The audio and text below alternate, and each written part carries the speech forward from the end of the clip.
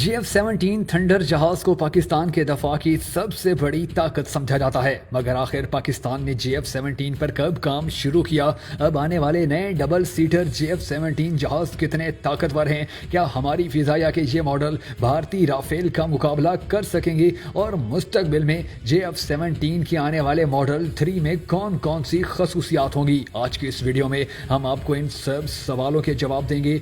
JF-17 thunder का किस्सा 1995 में शुरू होता है, जब पाकिस्तान और चीन ने इस जहाज से मुतल्लिक एक याददाश्त पर दस्तखत किए और इसके कुछ अरसे बाद यानी 2003 में इस जहाज का पहला आजमाइशी मॉडल तैयार कर लिया गया। 2010 में पाक फिजाया ने JF-17 थंडर को पहली मर्तबा अपने फिजाई बेड़े में शामिल किया और वक्त गुजरने के साथ साथ JF-17 थंडर जदीद से जदीद तर होता चला गया। आज अल्हम्दुलिल्लाह पाकिस्तान में JF-17 के ब्लॉक 3 की तैयारी भी शुरू कर दी गई है, जबकि चीन के ताउन से तैयार करदा 14 JF-17B लड़ाका तैयारे पाकिस्तानी फिजाया के हवाले भी कर दिए गए हैं। इन नए JF-17B मॉडल जहाज़ों में 2 सीटें हैं और ये जंग के साथ साथ तरबियत के लिए भी इस्तेमाल किए जाएंगे। इन डबल सीटर नए जहाज़ों में मौजूद जदीद तरीन मिसाइल और ताकतवर रेडार भारतीय राफेलों के पर खचे उड़ाने के लिए काफ़ी हैं। इसके साथ साथ JF-17 के इस नए मॉडल में एक सीट का इजाफा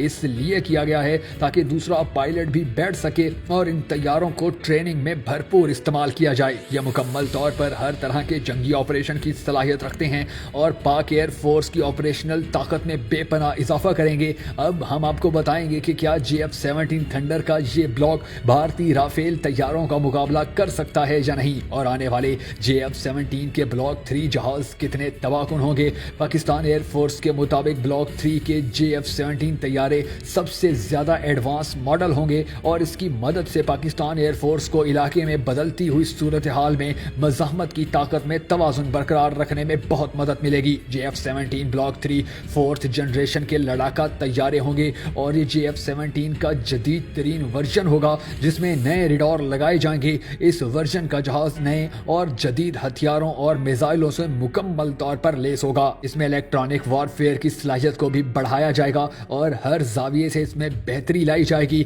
ब्लॉक 3 के तैयारे तकरीबन 1 से 1.5 साल में तैयार हो जाएंगे। इनमें इलेक्ट्रॉनिकली सेकेंडरी रेडार होगा और ये तैयारा फिजा से जमीन और फिजा से फिजा में ही वार करने वाले हथियारों से लेस होगा। ये तैयारे 4th जनरेशन में शामिल हैं और यही वजह है कि ब्लॉक 3 बहुत सी सलाहियतों में राफेल से बेहतर होगा। ये वो जहाज होगा जो राफेल का मुकाबला कर सकेगा। JF-17 ब्लॉक 3 पर लगने वाले मिसाइल और रेडार रफाल पर लगने वाले मिसाइल और रेडार से बहुत बेहतर हैं, तो हम इस तनाजुर में कह सकते हैं कि ये तैयारा रफाल से बहुत बेहतर होगा। JF-17 थंडर लड़ाका तैयारे पाकिस्तान के लिए इस वजह से भी खास अहमियत के हामिल हैं कि पाकिस्तान इन्हें खुद तैयार करता है। पाकिस्तान ने चीन की मदद से ही इन तैयारों को बनाने की सलाहियत हासिल की है और माहिरीन के मुताबिक ये तैयारा एक हमा जहद कम वजन 4th generation multi role aircraft है। इस तैयारे की तैयारी, अपग्रेडेशन और ओवरहॉलिंग की सहूलत भी मुल्क के अंदर ही दस्तियाब हैं, जिसका मतलब ये है कि पाकिस्तान इस तैयारे की तैयारी के मराहिल को यकीनी बनाने के लिए किसी भी दूसरे मुल्क का मोहताज नहीं। JF-17 थंडर तैयारा हल्के वजन के साथ साथ